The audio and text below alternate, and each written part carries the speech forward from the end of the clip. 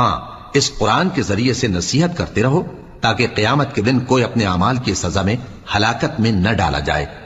اس روز اللہ کے سوا نہ تو کوئی اس کا دوست ہوگا اور نہ سفارش کرنے والا، اور اگر وہ ہر چیز جو روئے زمین پر ہے بطور معاوضہ دینا چاہے تو وہ اس سے قبول نہ ہو۔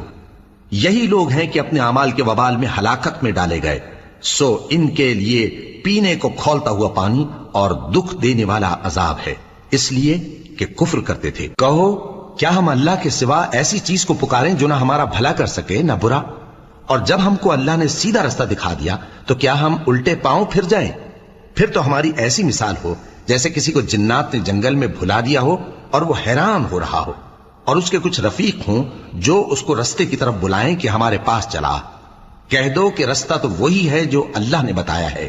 اور ہمیں تو یہ حکم ملا ہے کہ ہم اللہ رب العالمین کے فرما بردار بنیں، اور یہ بھی